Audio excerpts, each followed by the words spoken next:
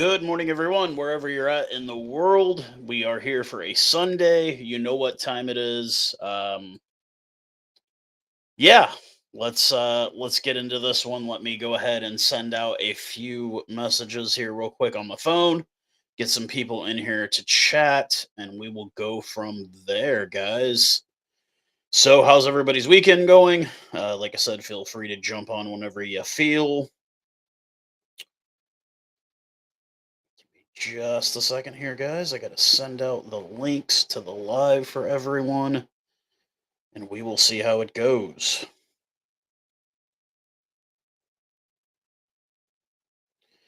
But lots to get into this weekend. Obviously, I did do a recap of the World Rugby Awards. Did not go as well as I think some of us did. I still think some of us are scratching our head on this one.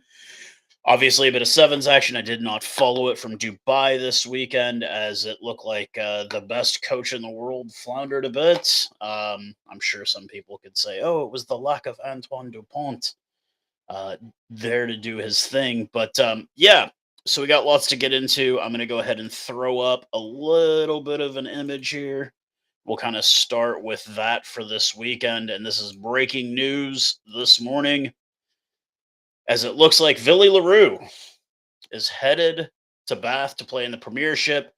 Just shy of a centurion for the Springboks, looking like, yeah, it's going to be next year before he possibly cracks that 100 test level, and we'll see how it goes. Like I said, from there, um, not a whole lot. I mean, like, look, it's not really that big of a deal to me. He is great for the Bulls. He has really caught a second wind in his older age, but it's obvious he's not making it to the next World Cup. It's just a bit too old for it there. But good on him. Hopefully, he continues, to have some level of success there in the Premiership and make, more than anything, make a lot of good money there in England. So with that, we will move on to the next image here. Let me pull this up.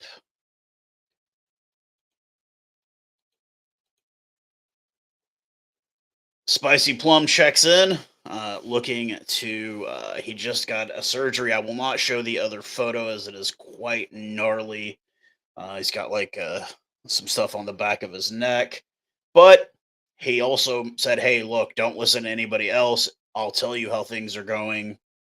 If you don't hear it from me, you're not hearing it from the correct source." So, yeah,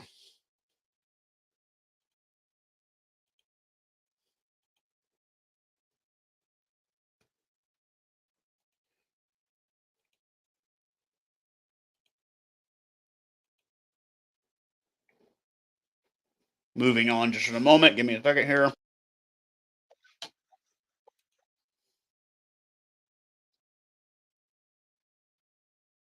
I'm trying to see if I can send some links here to a few friends over on TikTok so they can come and hang out with us when they are ready.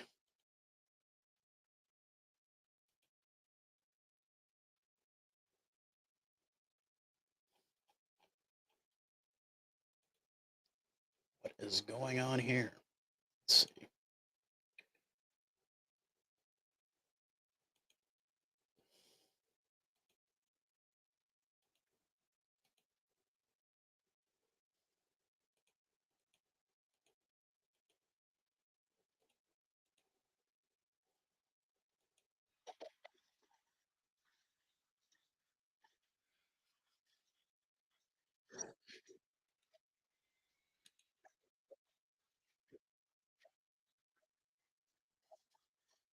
Jesus Christ. This is bad. Anywho, yeah, sorry, moving on for a second here, trying to see if I can shoot a message to somebody over here, but it's not letting me do it for some weird reason. Uh hold on. Yeah. Anyways, I was over on TikTok trying to send links to people to come and hang out with me. But yeah, he has said that he's not done. He hopes to return. I keep seeing people posting that he's done, and he said unless you hear it from me, I ain't done yet. So all hope that Spicy Plum recovers.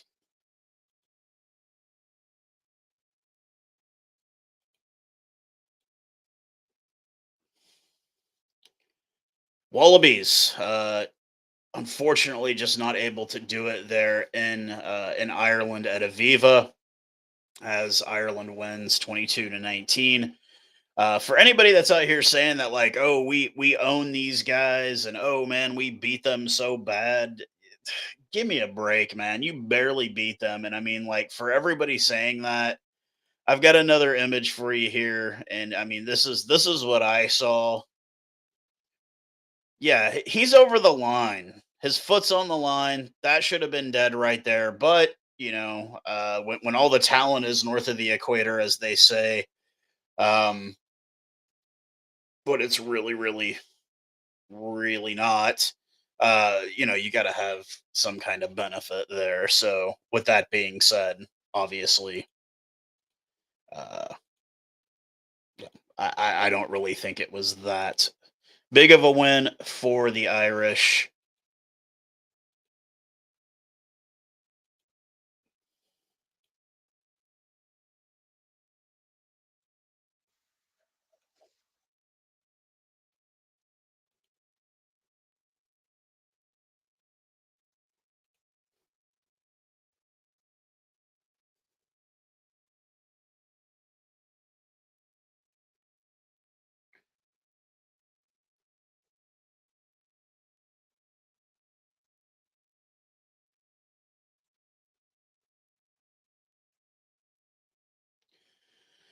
So, obviously, all that said and done right there.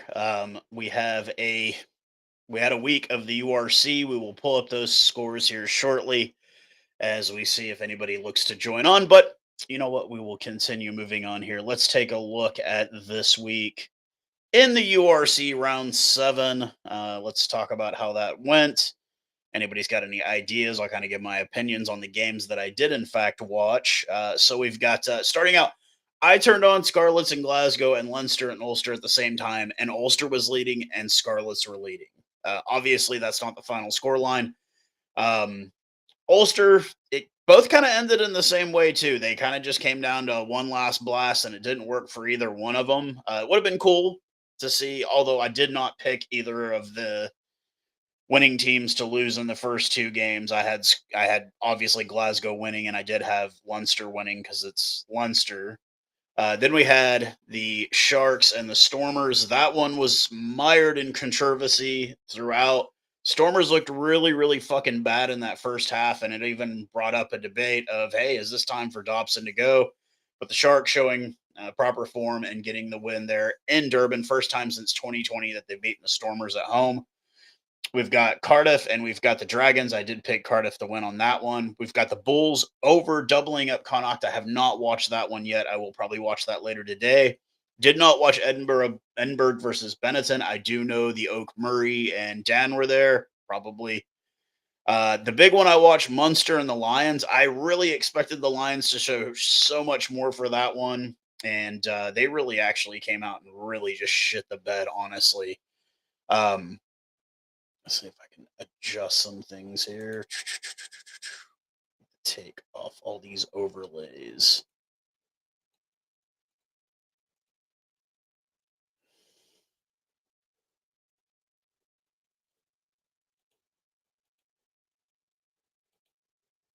So you had Zebra Parma and Ospreys. Didn't watch that one either. I think I actually picked Zebra Parma maybe to win that one. But obviously, none of these games. Some of these games had some big significance. Obviously, Leinster remains unbeaten in the URC.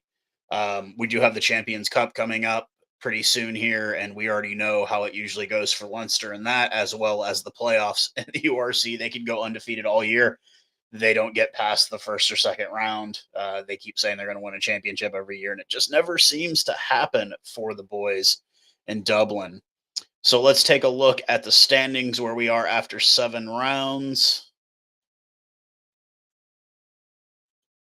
Here is the table.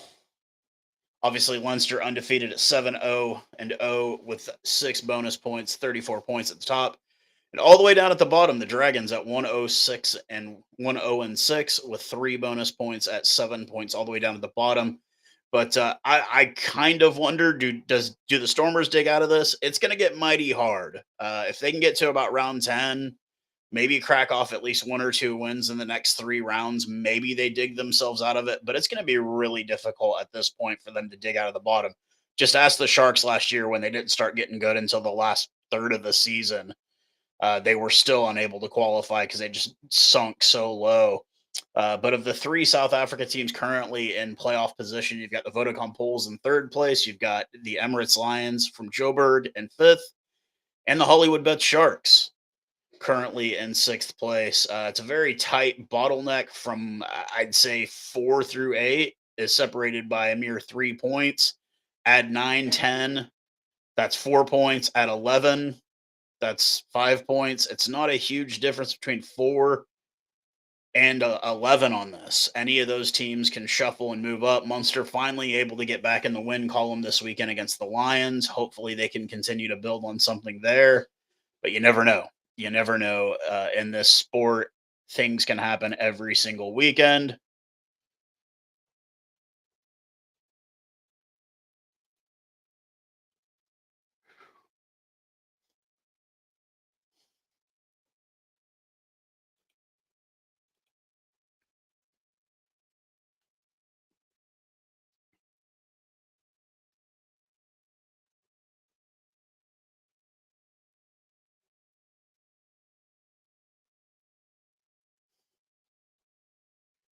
Trying to see how much of a delay it is from here to there. So it's a bit of a delay, about a 5 second delay. Let's see if I can get some more people to come out and hang out here.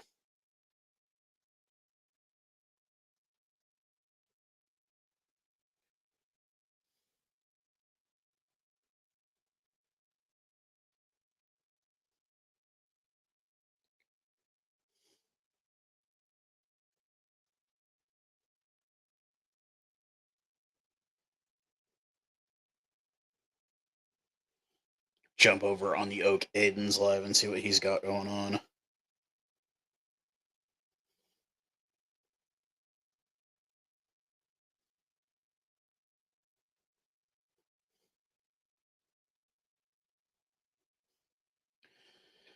So yeah, solo dolo this week as Pierre is gone.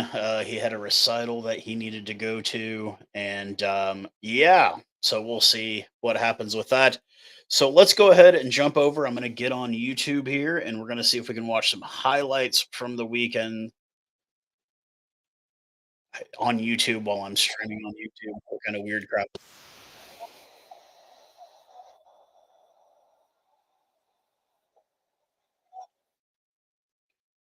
Your C7s. I'm not interested in watching sevens, man. It's not really my cup of tea. So, um, a lot of people are into it. I'm just not that big of a fan of it.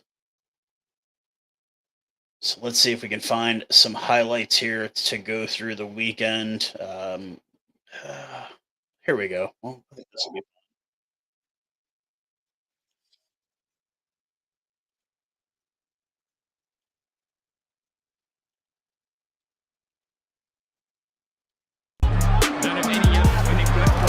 It's looking very smooth. Yeah. Libok. Actually, man, other than his missed kick, he didn't have a bad weekend. Oh, looks like I've got a didn't have a bad weekend overall. Just this missed kick, it really cost him his confidence a bit. And I really think that like that's the thing that makes me maddest about John Dobson is that like he really went out there and did not really select the right guy to do the kicking. When you have a situation with that, he should have kicked for the corner. Warwick Kalan had a terrible weekend, an absolutely terrible weekend. Was just bad throughout the entire. Had a couple of really bad missed tackles, really showing his age. Obviously, they need Damian Valemza back at this moment.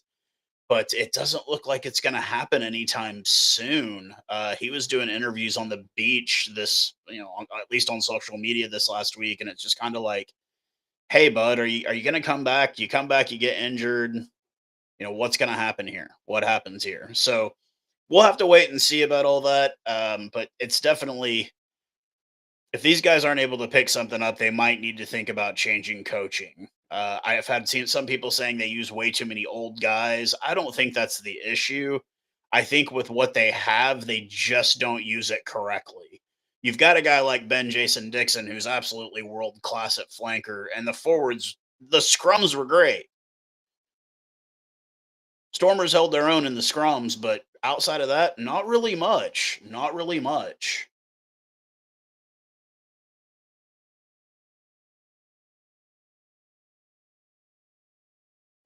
As I sip my sweet tea.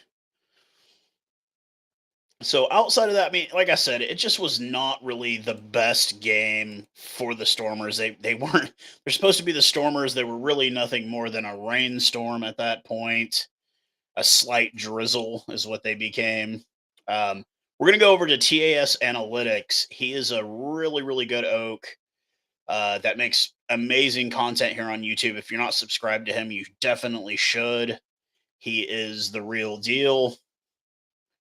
And he is talking about Henko van Wyk this week. We will share the screen here. We will maximize, and we will go back to the beginning of his video here. He does amazing work over there on TAS Analytics. He's definitely that guy. But kind of saying, hey, look,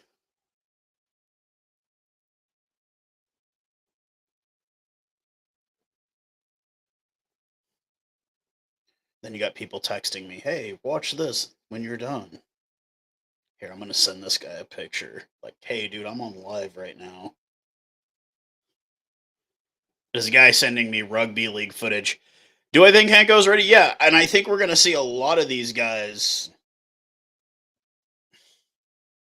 Right, we're going to see a lot of these guys this next summer or winter, excuse me. Because we get to play Italy and Georgia, so that's three opportunities to really blood in some new guys. I know we've lost to Italy in the past. The people sit out here screaming that, like, oh, Italy got better, Italy got better. No, I'm of the personal belief that I just think that the All Blacks just got worse personally. So that's just my personal opinion. I just think the All Blacks got worse. But I think we're also stacked at center. That's the other issue, is we're so stacked at center. You've got obviously Dialendi, you've got Creel, you've got obviously Esterhazen and We've got options. Kanan Moody can play 13. Andre Pollard can play 12. Sasha can play 12.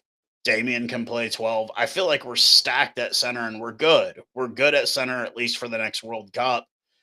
But you do want to see some of these guys get a shot.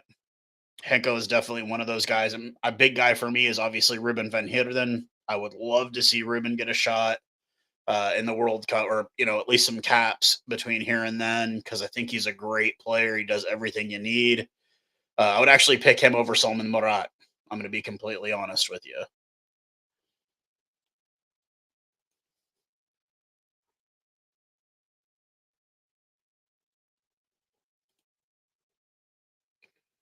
This was against Leinster. Oh, hey, Chad. Yeah, I'll watch that. You're watching that English rugby crap. I don't want to watch that crap, man. I can't stand James Lowe. I'm going to be honest with you. I just think he's such a one-trick pony, and he just you see him disappear when he plays against Kiwis. Kind of the same way Duhan Vandemerva disappears when he plays South Africans. You realize why he's not a Springbok immediately.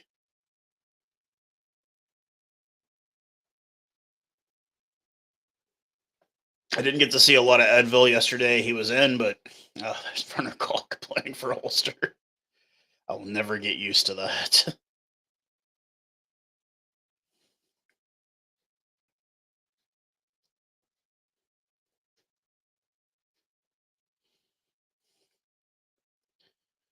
So there's a lot of guys that'll get on here and do these like American reactions to rugby videos. I can't stand those because mostly just because I feel like they don't know what they're talking about, and I know they're never going to learn unless they watch. But just some of them, it's just like, oh, did you see that hit? And it's just like, it was a pretty. That was a good hit, but like they'll just react to like basic hits, and you're just like, yeah, that's kind of something that everybody can do. Not everyone, but you get what I'm saying. Like they'll react to like the most minuscule thing about the game, which can be cool at times, but sometimes they really just like don't. And you can tell that they're watching it as like a football fan, not as a rugby fan. And maybe you know, some kind of gas he's got on this one. I actually remember this game. Yeah, he turned on the gas for that one.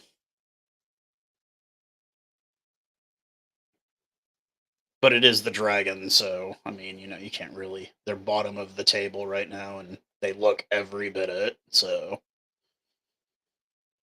having a talk with some Welsh guys, they're talking about how they should probably get rid of one of the Welsh teams, just consolidate it down to three because they just don't. They feel like they don't have the talent to really carry everything at the same time. So,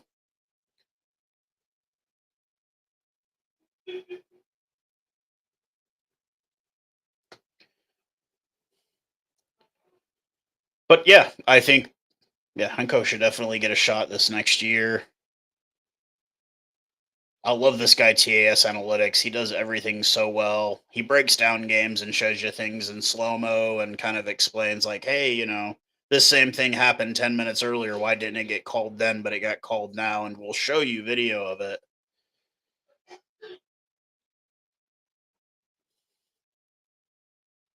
Yeah, I still got in an argument with a lot of Irish people. Uh yeah, he's one of like what the four Dupria brothers plus their dad. I think their dad's the coach, and the four brothers all play for Sale. Like I know how he watches it. I know how USA Rugby League and Union watches it because he's an MLR fan and he watches it through the Rugby Network, which is how you watch that now. And I when they launched it on that, there were so many issues, and that's that. So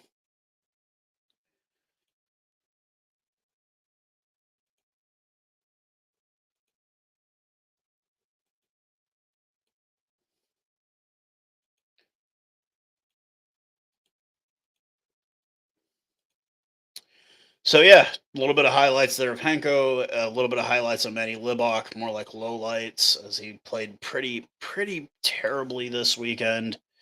With the Stormers going down to the Sharks in Durban, and that like for the first time since 2020. Check here my messages, see what's going on with everyone.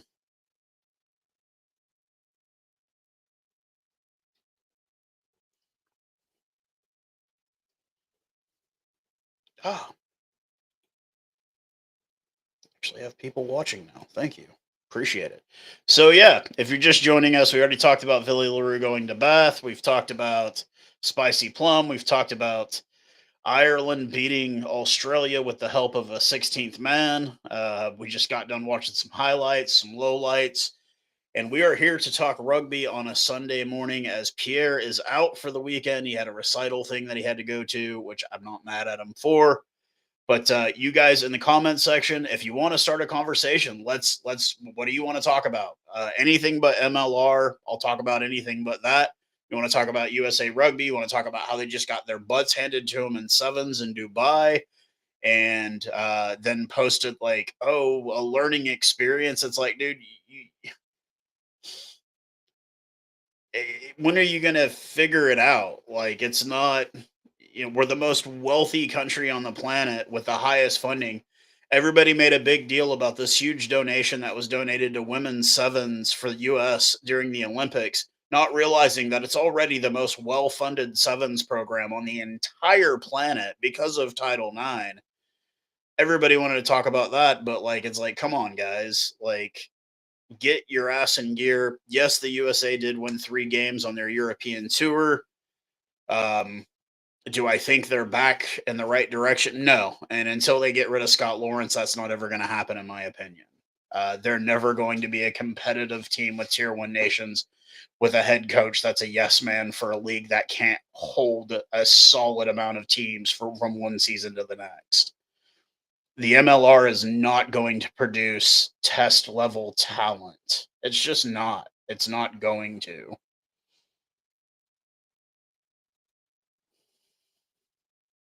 So, with that being said, am I surprised at the result in Dubai a bit? Yeah, of course I am, because US has always been somewhat competitive, if not good, at sevens rugby, and went and just laid the biggest goose egg ever. Now, granted, yes, Perry Baker has retired, so it's kind of a bit of a rebuild for the team, but he really wasn't the most active guy on the team in the last 2 or 3 years, anyways. Wouldn't play all the tournaments, would show up, maybe play a game or two, but was not really the guy carrying the team anymore. So we'll have to see about that going forward with the USA Eagles, and we will see what, you know, with rugby in America in general. We'll see what has to happen because I think there's a lot that needs to happen in order for this to all work out. Oh God, Tiernan, and stop our hate towards our fly halves.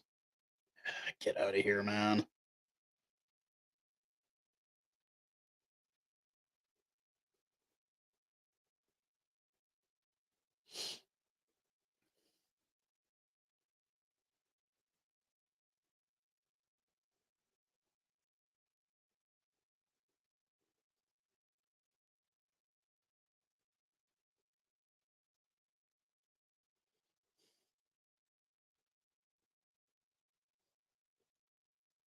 Sent a message to my boy Aiden. We'll see how that goes. He is a Kiwi living in England. He just did his little live over on TikTok. See if he can come and hang out with us for a bit over here.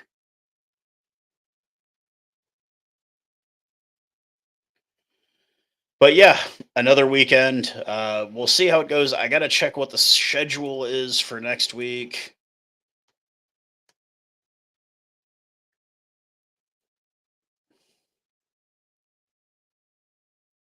We do get a bit of a break because we have Champions League coming in next week.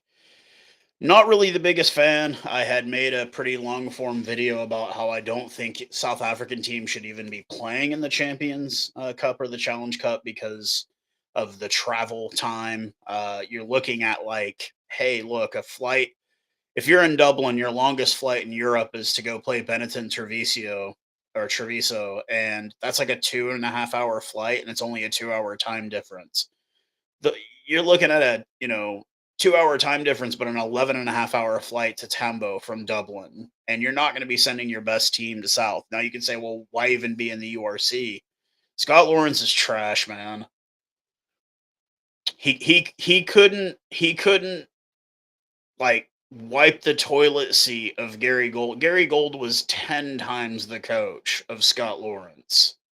Scott Lawrence will never beat a tier one team unless they put like a D squad out. It'll never happen.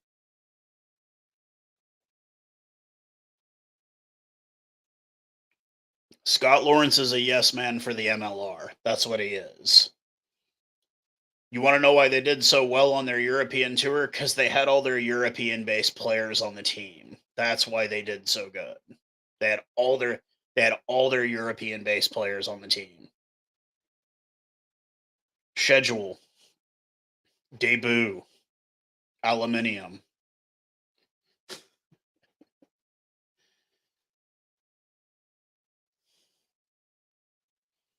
Like he had all of his European based players on that team. You had Ruben de Haas and AJ McGinty, who is 35 years old, take in mind.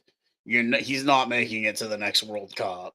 I mean, who knows? He could pull a Johnny Sexton and be 39 and still playing, which wouldn't surprise me for the US. But why can the USA not produce fly halves? They produce every single position. Oh shit, we got us some spam.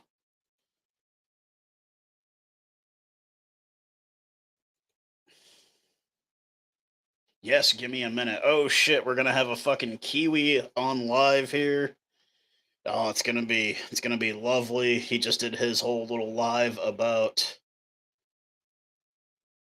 the URC. Let's see how this goes. You're gonna get a trip out of him, Chad. He just got back from New Zealand. He went on holiday for a couple of weeks, and that dude was drunk as shit the entire. He says he wasn't, but the things he was saying were pretty drunken. So, no, like I just don't buy it. I mean, they had all their European-based players. I guarantee you, I still think they would have lost to Scotland had they had those same guys here. But it just doesn't feel like it feels like you get two teams with the USA. You either get the team that's filled with European guys and they're pretty damn competitive, or you get the one that's predominantly. There we go. Oh shit. G'day, Ah, boss. kia ora, Oh, man. which way should I go? Oh, God. Hold on. On my phone, this is difficult. I'll go this way, actually. That'd be better. There you go, man. So, how'd you feel about the weekend? Yeah, man, I enjoyed it. I didn't get to watch all the UFC games. There's too many. Yeah, well, and I've been absolutely slammed with like some late jet lag from coming back. I've been going to sleep at like 7:30, so it's not been good. Don't bullshit me, man. You've been double fisting scrumpies that you smuggled back. Mate, you and Scrumpy talk, eh? I didn't have a single Scrumpy. I was on Spates. I had a few long whites, some RTDs that they don't sell in the UK, What's the but one no with the bird on Scrumpies. it? What's the one with the bird? Is that Tui or is that Spade? No, Spades doesn't have a bird on it. Tui is a bird. The Tui is a bird, like Yeah, quite but there's like literally. a Tui beer too that I Yeah, recall. it's terrible. I did never drink it. I don't think, man. Like Yeah. honestly, the people I hung out with, you know what they drink mostly? What? Corona. Corona's not bad, but I felt like it was kind of rich people beer there. Is what it was. yeah, can be. But these were people that had homes in Pauanui, Fiji. These were rich, Okay. these were Yeah. rich people. These were Grandpa was mayor of Auckland. That's Oh, lovely. that kind of yeah. Shit, Hay Homes, Hay Homes. Oh, yeah. That was who employed me. Okay. Good on you then.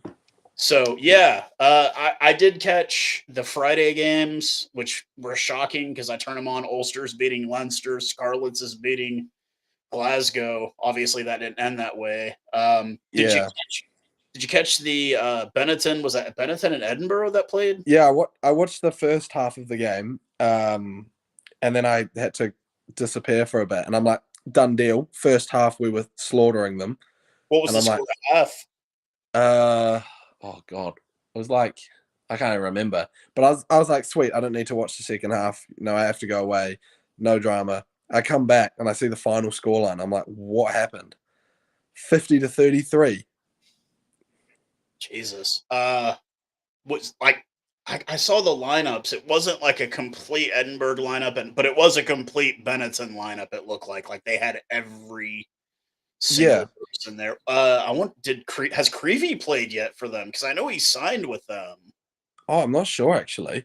I mean, I thought the game was going to be close before the game started because Benetton are a good side, and with their Italian internationals like Menoncello especially, he's awesome. I thought that'd be really a good competitive challenge, but then I saw the first half and I'm like, oh, maybe not. But it did get closer. Since you're on here, I do want to bring up something. I'm gonna put the image on the screen here. I think I know what you're bringing up. No. It's nothing controversial. I mean, it's controversial, but it's not like a jab at anything. But it's something I want to bring up with you because it is about you technically. Yeah, I think I know what it is. Let's have a look. Can you see it on the screen there? Oh yeah, okay. It's not what I thought it was going to be. So yeah. Obviously you're Pacquiao. You're not Moldy. Yes, I am. Are you bothered by this? No, man, not at all. We need to be able to have these talks, in places like Parliament and government, and I can't sit here and say, "Oh, I'm large now." Yeah. I can't sit here and say I know what it's like to experience one side of the argument when I've lived on the other my entire life. I Um, just yeah, like, I think some people took, like, really big offense to it, and I didn't take any at all, but also, like, being that you've seen how I am with, like, Tahoe, like, any of the Māoris that, like, follow me, I have a very good relationship with. My best friend is Indigenous, so, like, I kinda get it, but I think a lot of people were like, "That's super offensive," and then I had even more people like, "Hey, what is that flag they're holding?" And I had to explain to them what the flag was, and it was like yeah, I'm like, it's not the same as like in America with somebody with a Confederate flag. It's no, not the same thing. But then they'll ask me, "Hey, what's going on?" And I'll explain what I can. And I think, like I said, some Pacquiao people have gotten really offended by it, but most people have kind of just been like, "Yeah, no, we're." It seems like general blue collar Kiwis are like, "No, we totally get it. We understand. Like, we're not angry about that at all." And like uh, I'm aware enough to know that I'm not versed enough on the situation to give any meaningful insight into it. Like and ladies and gentlemen, this is a Kiwi. I am a Kiwi. Yeah, I'm Like, no, a no, no, like, this is kind of like if it's something you don't know anything about, you're just like, "Hey, look, I don't really have an opinion. It's not anything yeah. I." It's like well, yeah, and I'll support people that believe that they are truly hard done by it. Then I agree because I have no experience with it. I've been privileged enough to be, um, I'm a Pākehā white male, and that's who I've always been. I love New Are Zealand you culture. British at all? Are you Uh, I, yeah, I'm like 5 generations in New okay. Zealand. It's not like you're not Taiho, your mom's not, like, English or anything like that. No, Okay. um, yeah, I love Māori culture. Absolutely love it. Like it is super interesting. I grew up learning about like all the gods and whatnot of Māori culture, and it's a big part of it now. With a lot of things we do, like conservation and stuff. So yeah, let's keep that going. I don't want it to be a separate thing. Like Uh, the is about being unified, and if we can't be unified, um, then bugger all.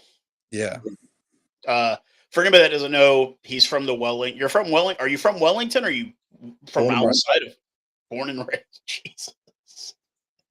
yeah, Man, so the windstorms were those still going on when you got back to the UK? Because they've been having crazy windstorms there, and I'm like, that would just be a walk in the park for Aiden, man.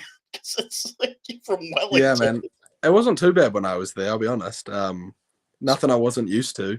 Uh, yeah, you just get acclimatized to the wind, mate. Like becomes a part of everyday life. Have you ever taken the ferry across the is it the Cook Strait Yeah, between the north? Have you ever taken that ferry before? yeah, bro. Um, all the time. I used to do it a lot because all my one side of my family all live in the South Island and the other half all live in the North. So Dude, I got so sick on that ride, man, because it was the sea was choppy as hell. I yeah, got so sick, dude. It was embarrassing. Like I had to go like around the corner where no one could see me, and then when I got around the corner, there were like four other oaks like standing next to me, just losing it, losing all of it, just dying, yeah, man. Like seasickness is no joke, man. It sucks, and yeah, it's not a quick ride. I think ours, what was it, two? Is it 2.5, almost 3 hours, 4 hours? almost, yeah. Probably closer to 3.5.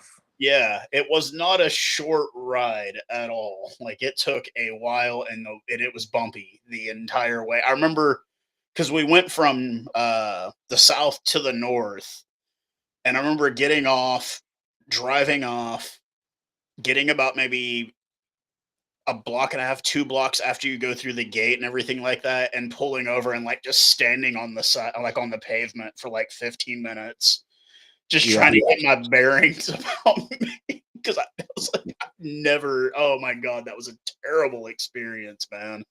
yeah. Yeah. I can imagine. Yeah, we did a ferry ride last year. Me and my well, no, I guess the year before that when we got engaged. And there's a from the mainland to Port Aransas, Texas, and it's like an 8-minute ferry ride. It's literally just across the way, but Yeah, so obviously another weekend. Are you following the Premiership at all since you live in England? Honestly, I've not been following. I follow it enough to annoy other people, but not a lot. I'll be honest. Can you compare it? What to Super Rugby? Yeah.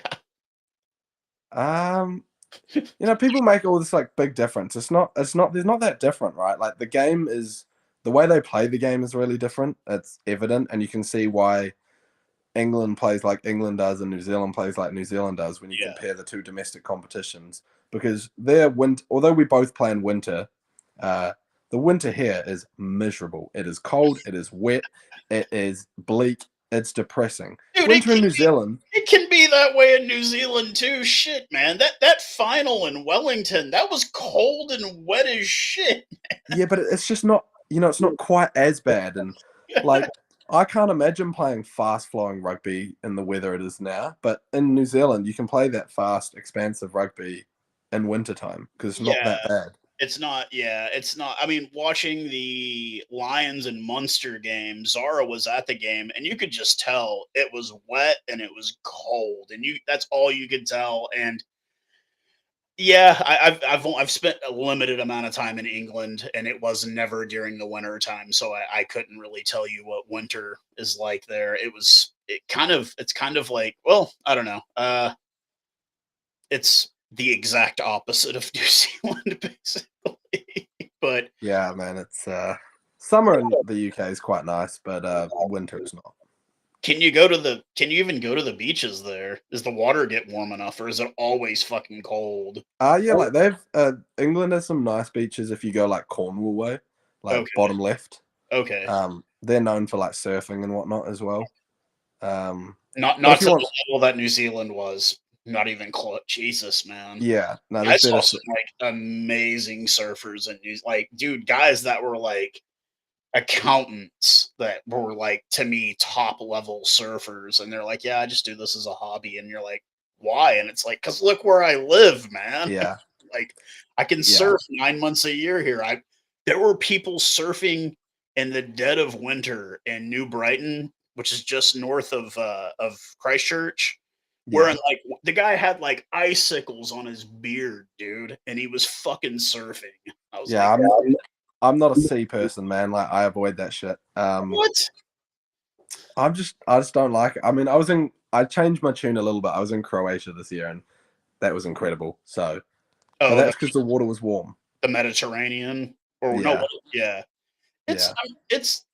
I've been in the Med. I've been in the only ocean I've yet to put my feet in is the Indian Ocean. Now I've been in every ocean except that one, and hopefully, when I do a trip to Durban, I can go say I've had my feet on both sides of the Pacific. I've had my feet on the both sides of the Atlantic, the Gulf of yeah, Mexico, which is a giant toilet, basically. That's the one that touches Texas. It's a giant toilet yeah.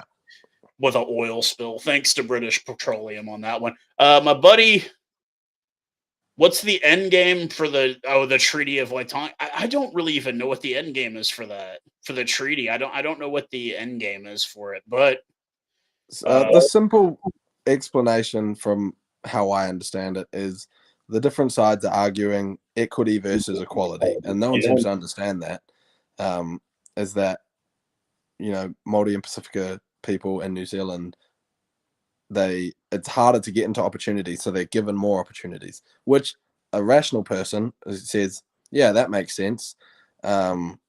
And the other side is like, no, we all want everyone to be equal, regardless of upbringing and whatnot, which isn't quite fair when, you've got all this stuff from the past that has impacted how people live now. So yeah, simply it, put that. But look, I'm no politician, would yeah, like to make that very clear. yeah. Um, A that Kiwi is just for you, how I ladies see and it. gentlemen. That is That's how I see it. the guy asking is very much an American. Like, that's kind of how things are here, and that's why I don't talk politics on my channels, because in Yeah. America, it's like, if you've ever watched Keeping Up with the Kardashians, that's the American mentality on politics here, is that you ask everybody the most personal questions, and I'm like, dude, I don't give a shit, man. Like, Yeah. There are let me people work. more intelligent than me. Yeah. Listen to them. So, With that being said, so look, I've made the prediction. We keep hearing the calls for it louder and louder every year. Are they going to take away the restrictions on overseas-based players for New Zealand?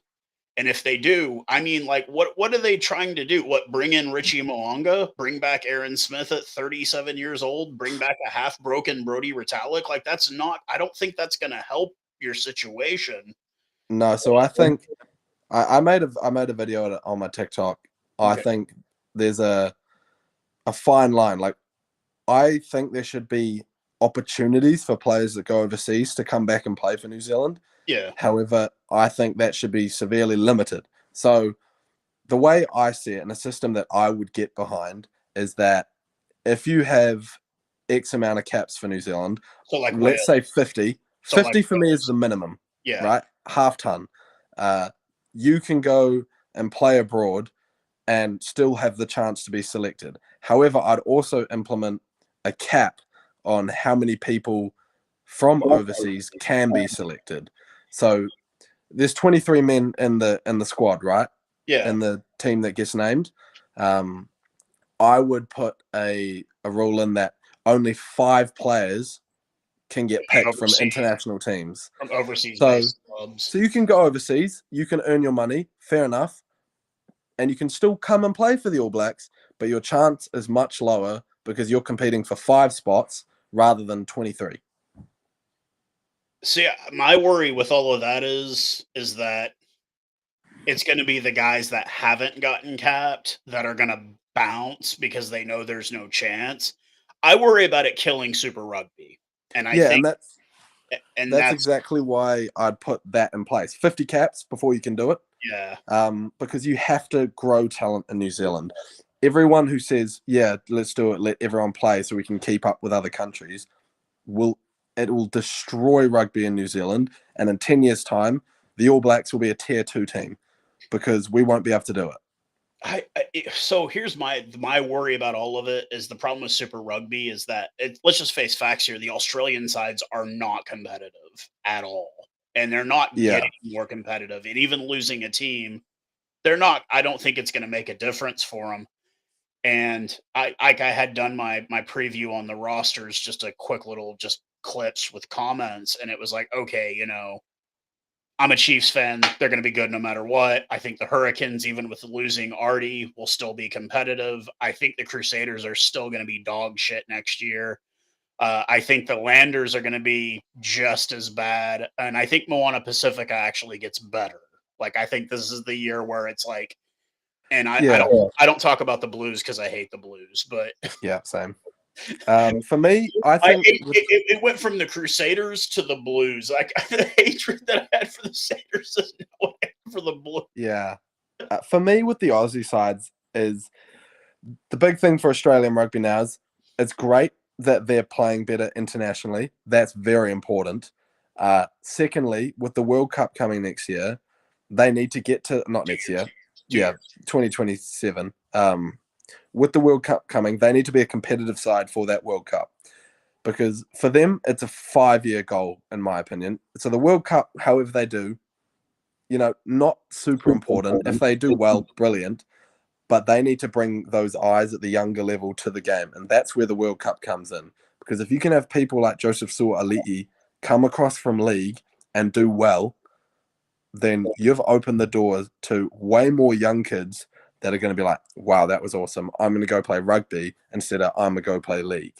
Um, and I It's think, yeah, I think it's a lot worse than what people want to admit in Australia. Is that when you've had your little brother across the sea essentially hand you your lunch for what's been now over 2 decades, it's going to take a lot more than 5 years to repair that damage. I don't see a lot of kids wanting to play union in Australia. And as a matter of fact, if they're not playing league, it seems like AFL is continuing to just get yeah, bigger and bigger and bigger in Australia. Like I think their grand final is over 100,000. That's like NFL type numbers, man. And yeah, they love Aussie. That's the one thing Aussie and America kind of have in common is they're sports that are their insular, country only. they're insular. They're insular. Yeah, they tend to do quite well. However, Ireland has the same problem too. They're real big on GAA, and yeah, and it's an amateur sport for them. So yeah. However, there's Aussie is still an untapped market for rugby, even though they've been there forever. yeah, Because rugby league, they do not play in Western Australia. AF, AFL, yeah, they've got a couple teams over there, not as big. Western Australia is a large population. yeah. They love the Western Force. The Western Force is the best performing team in WA.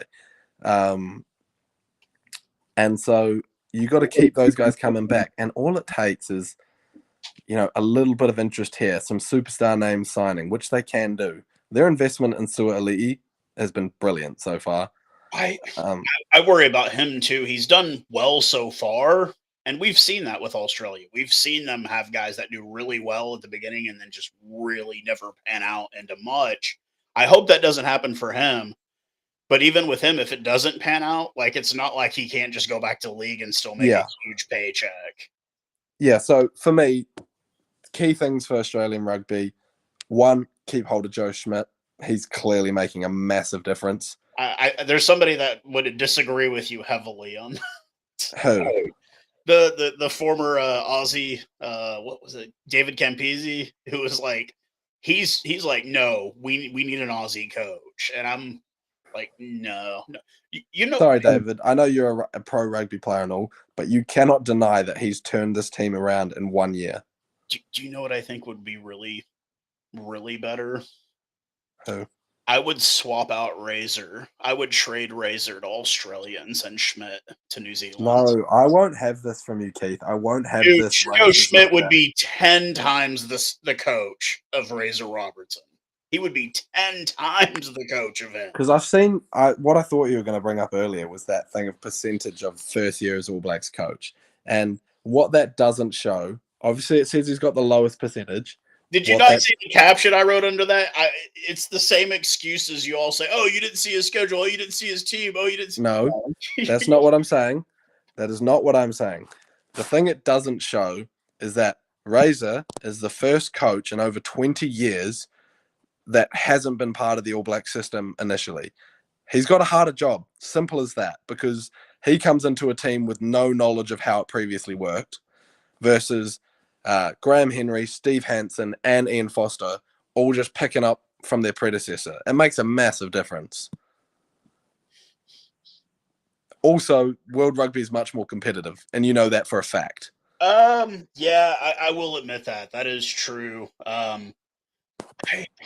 I've tried to talk about this with the Irish guys, but I can talk about it with you.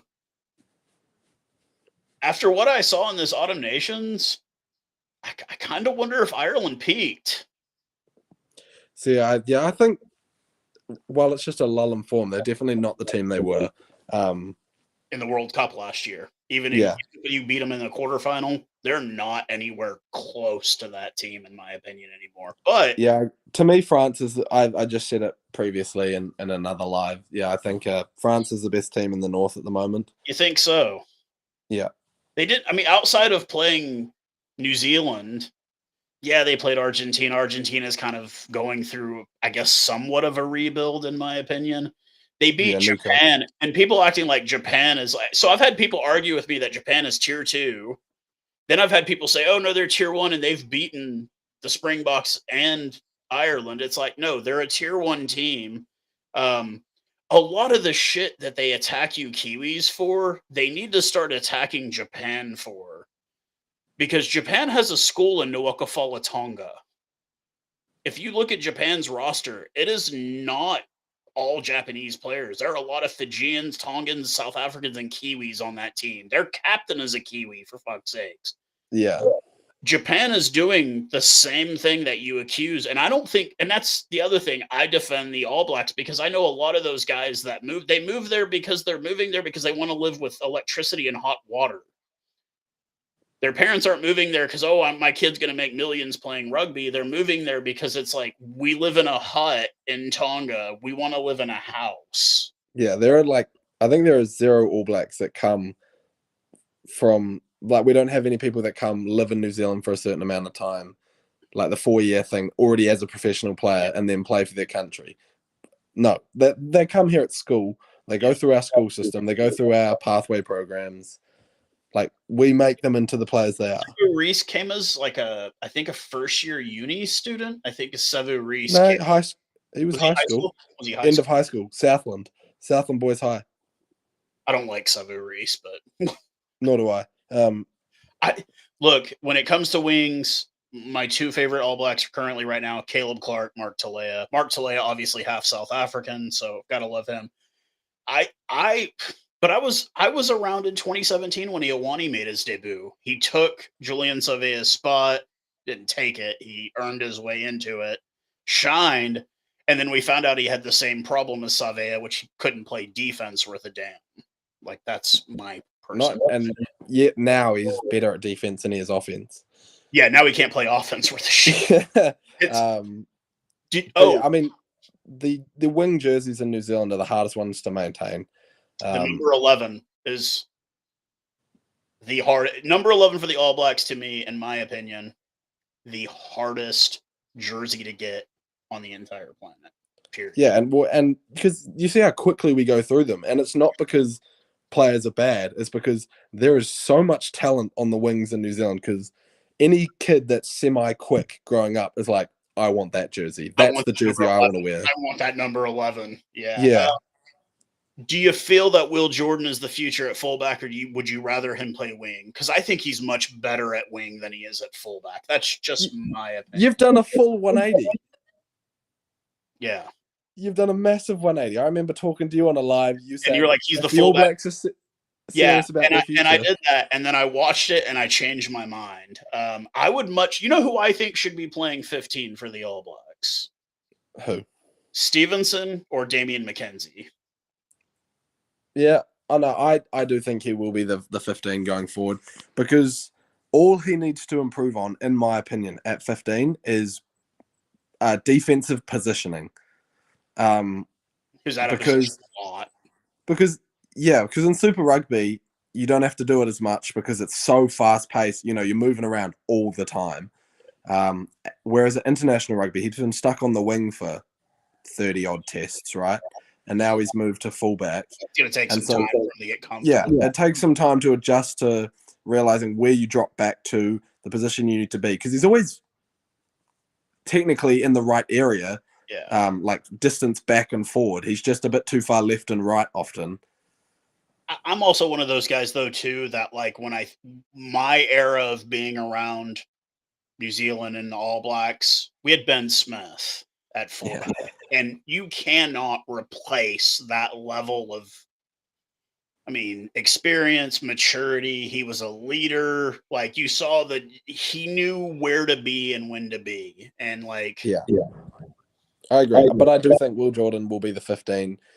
D-Mac and Mo'unga's coming back. We know that eventually. He'll be at the next World Cup because he's still young enough. So, yeah, and then I honestly, the player that I'm most excited to bring back isn't even Richie Mo'unga. Who do you reckon I'm most excited about bringing back? Probably Aaron Smith. No, not Aaron Smith. Is it Brody Retallick's half broken ass? I don't know. Who? Lester Fainga'anuku. Where is he playing right now? France. France? Okay. Duplessis is a solution. Yeah. Because he can play. It'll change the way we play our bench, because he is a proper 13 and a proper 11. Like, he can play the wing properly and he's a proper 13. He's like Rieko Ioane, but better at both positions. I'll tell you the center that I thought was going to be the future, and it just never panned out. And then I think I know why. What? No. And I think it's because he cut his hair. Jack Goodhue had the best mullet I have ever seen in my entire life. And he cut it off. And when he cut it off, there went all of his hope. No, Quinn Tupaia, until he got that injury against Australia, which I'm still because I'm a Chiefs guy. I thought Quinn Tupaia was the future, and then he got fucked up, and he has never really returned to form. I'm a big. Yeah, he's been playing good for All Blacks 15. He's been really good, but he's not getting called up. I don't think he's ever getting called up again, unless you're playing like some slower, lower side. I don't think he ever gets called back. I mean, for me, like I always thought Anton Leonard-Brown was going to pan out a bit more, and I think Anton Leonard-Brown's always going to be a bench player. That's what he is. He's the victim of who he's played with. He was behind Nonu and Smith, and Yeah. then Geordie and Rico come in directly after, and it's like, oh, okay. God. Like, yeah. Oh man. Yeah. Well, I mean, like one of my favorite tens of all time was a victim of the same thing who never really panned out. Lima Sapawanga. Yeah, When you're man. behind Bowden Barrett, who gets back-to-back play, yeah, you're never gonna get a chance to shine, dude. It's not ever gonna happen, man. And I was a big fan of him. He went and played in the Premiership there. He was doing like a live talk show one time, and you could like call in and ask a question. So Yeah. I called in and I'm like, "Hey, Lima, when your career's at the end, do you think you'd want to come and play in the U.S.?" And his answer to that, oh god, it pissed me off so much. It's like, yeah, maybe if I was a burnout. I was like, fuck. Damn. And I wanted to mention to him, I'm like, you do know Andy Ellis is playing here right now. Dude. You do know Ma'anonu is playing here right Yeah. Yeah, like our 10 position would have just been the worst position to try and crack. Because you've got your DC with Aaron Cruden behind him. Then you had was great too. DC, Aaron Beaver Cruden. Donald, yeah, Beaver Donald was great as well. Then you had Bodie. And then you had Richie Mwanga. It's like, what happens? Where do you go? The problem with that whole situation is that DC set the bar so fucking high that anything less than that, like you're just like, yeah, you suck. You're not really that good of a player. You know, like I mean, that's the problem with the All Blacks. They set the standard so high, and that's why I'm so critical of them because they set the bar so high that if they're not even halfway to that bar, I'm going to criticize them for it. And people think it's like, oh, you hate us. It's like, no, you set the bar high. Stick to that bar. Yeah, And I think there needs to be a middle ground though, because it's like, yeah, I agree. Our standards are higher than everyone else. way higher. Way higher, yeah. But we do have to recognize the game is in a different position now to when we dominated. And no team ever in the game of professional rugby will ever dominate like that again. Just won't happen. That 2011 to 2017 will never be repeated. No, and I think it's because the farther we get from the amateur era, like these 18-game win streaks, I think those are going to become very, very rare the longer we go. Like, it's well, you look just at this year alone, right? Yeah. South Africa beat Ireland. Ireland then immediately beat South Africa. New Zealand then beat Ireland, but France beat New Zealand. Yeah. Argentina beat New Zealand and South Africa and Australia. Yeah. That doesn't happen. That's never happened in a year. So that's something, now that you're living in Six Nations territory, that's something I've tried to explain to them, the difference. I mean, I did a video where I was talking about how I don't think the South African team should play in the Champions League or the Challenge Cup because of the travel distance. And when I hear Irish people say, oh, we'd own the rugby championship, I'm like, dude, your longest flight is 2.5 hours. Our longest flight is 12.5 hours. You couldn't handle the travel in the rugby championship. Nah, man, it's brutal. I came bloody over here and I'm still knackered, and I came here on Wednesday. I'm still recovering. It took me, when I got back to the US, it took me 2 weeks. Well, I had another issue too, which will make you laugh. I get in the car and I make it, maybe 1.5 kilometers down the road before my missus is like, are you going to get on the right side of the road? Because I'd gotten so used to driving on the opposite side for so long that when I came back, I got on the wrong side of the road here for like, and I got in the passenger seat several times because I got used to that being the side that you drive from. And yeah, I get it, man. Jet lag from New Zealand is bad. It's going to be, when we go to South Africa, it's an 8-hour time difference. It's going to be pretty bad coming back from there as well. But Yeah, I just think that the standard that New Zealand set, I want them to stick to it. I think that they are the gold standard in the sport. It's the most identifiable team in this sport. Um, but yeah, I don't think that Six Nations people quite understand how grueling the rugby championship is. And then the difference in the rugby championship is Argentina could have won it this year. Italy is not winning the Six Nations anytime soon. Yeah. Scotland is not winning it anytime soon. Wales is definitely not winning it anytime. I don't. Poor Warren Gatlin, man. What a way to go out. It's almost as bad as Eddie Jones in Australia. Yeah. Although, yeah, Righto, man. I got to jump off yeah, yeah. I'm for jumping now. off, man. Thanks for Cheers, the chat. bro. It was good. Yeah. There we go. All right, guys. That's it for the live. Yeah, identity politics, man. New Zealand is not America, Chad. I'm sorry. You can shout that over here. That doesn't work in New Zealand, man. Like they're not structured the same way. Like it's not the same thing there. Their right wing would be considered ultra liberal here, even by American standards. So that's not what's ruining there. It's not these people. No, it's nothing like that. So but that's it for the live today, guys. It was somewhat okay being by myself, but we'll see you guys next